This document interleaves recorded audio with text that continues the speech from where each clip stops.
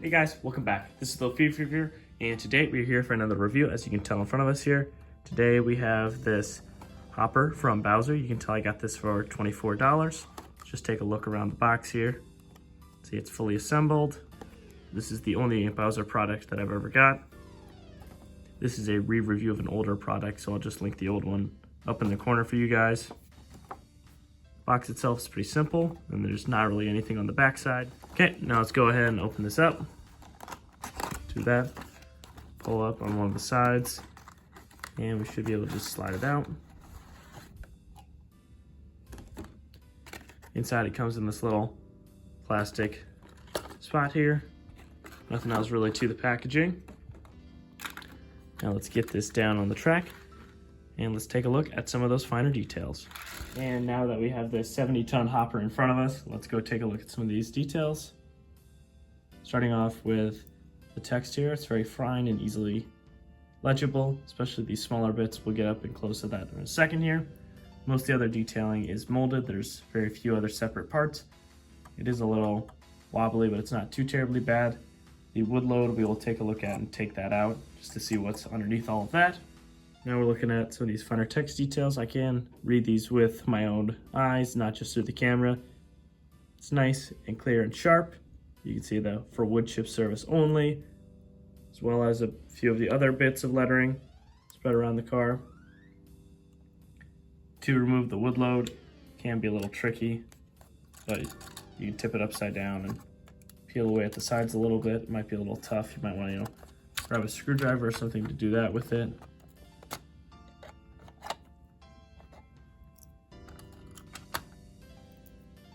Does have a tendency to fall back down, and it does fit nicely in place. Now you can see the inside, these molded supports, I do not believe are actually supposed to be here, so you kind of always do have to run with this one, always having the load on the top. The load itself is finely detailed, and it's just painted this tan color. Underneath it's a different color of plastic. There's nothing underneath that actually says Bowser or anything like that. But since the detailing is not terribly accurate on the inside, you might not take this load out very often. And I'll slide that back in place. Mine did actually come with a broken piece off the bottom. Just one of these bars fell off when I took it straight out of the package. Taking a look at that bogey detail, you can see it's just one all plastic molded piece. The wheels themselves are modeled on the front side, but not on the inside. We can also scoot it along and take a look at the coupler. That's all blacked out. It does seem to be an all-metal coupler, including the wire beneath it. There's a screw on the bottom side, so if you want to switch these out for horn hooks. I don't know too many people who run exclusively horn hooks, but that would work for you if you wanted to switch them out, or maybe if you wanted to go all proper KD couplers and not the ones that come on this Bowser one. I've turned the model around now, and now you can take a look at some of the brake details. You can see the brake wheel and the housing and the other air reservoirs. I believe that's separately fitted, but it's in a very small place. It wouldn't also surprise me if it is just molded to the entire body. That's all the major details I could see. Now let's go on to the performance section. As per usual, we will be testing the car's performance just using a one-finger test across these two express switches here. And so I'm just going to take one finger, try to push it along. This one's not terribly free rolling, but I've definitely seen some worse ones. And so this one just needs a little bit of an extra push. This time I'm going to give it a little bit more power. And it can roll over the entire set.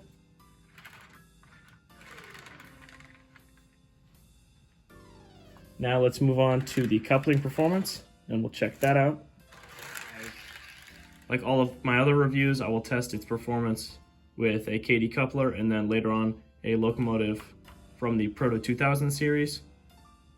And so we're just going to back up. This boxcar has a KD down on this end, and I'll hold the hopper in place.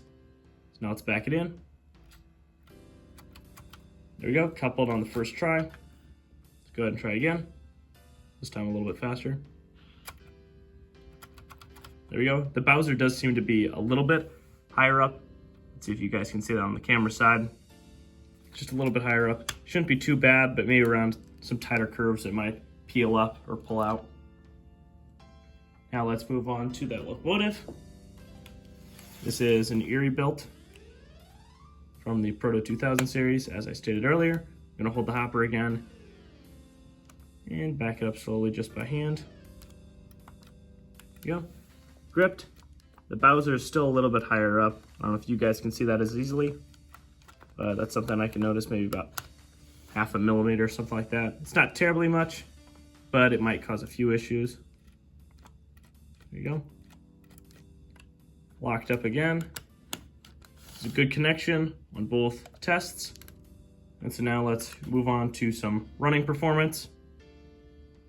Now we have set up the Proto 2000 locomotive as well as a train to go along with it all.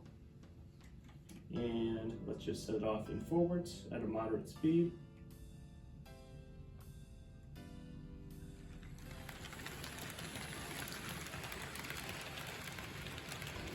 There we go.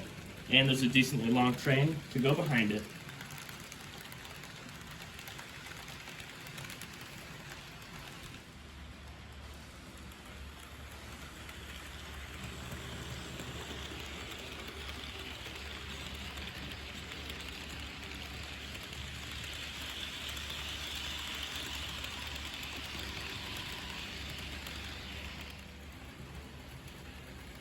With how wobbly the car was earlier, just touching it with my hand, it doesn't seem to be rocking too much around the track, which is nice.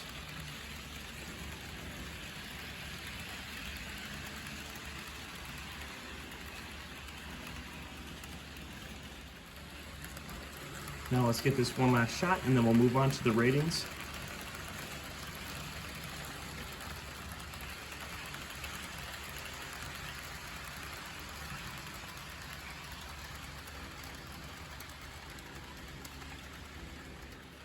All right, now let's try to see if we can park the hopper in shot here. Should be coming up just about now. And there we go, just about centered.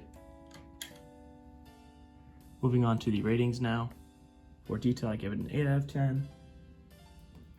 For all of the crisp writing spread around the model, but also all of these parts are molded, and I don't believe there are too many separately fitted pieces. The detail of this wood load is a little bit lacking, as well as the detail on the interior. Of course, the wheels and axle boxes are not fully modeled out. For performance, I'd also give it an 8 out of 10. It's not the most free-rolling model. The couplers did seem to be a little high up, and the wobble is a little distracting at times. Besides that, it coupled up perfectly, even though the couplers were slightly off. Getting this car for $24 felt like a pretty good deal.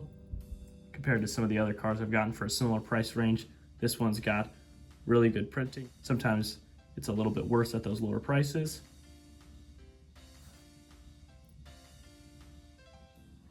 And for that, I give it a 9 out of 10. There are some better deals that I've seen, but this one's pretty well built. For quality, I give it an 8.5 out of 10. For that piece just falling off and breaking on the bottom, the coupler's just being a little bit too high, but the rest of it is pretty strong and sturdy. It's pretty easy to get this load out once you figure out how to do that. And I haven't had any other issues with the build quality of this model at all. All of this leads to an overall score of 8.75 out of 10. And that's not a bad score for this model. It was a good thing to look back at this with some more modern eyes, considering that was the 4th video on this channel. I hope you guys enjoyed me just taking another look at this model. And this pretty much wraps up this review. I'd like to thank you guys so much for watching. I'd love to hear what you guys would have to say down in the comments below. And as always, I'd like to thank you guys again, and I'll see you guys next time. Bye-bye.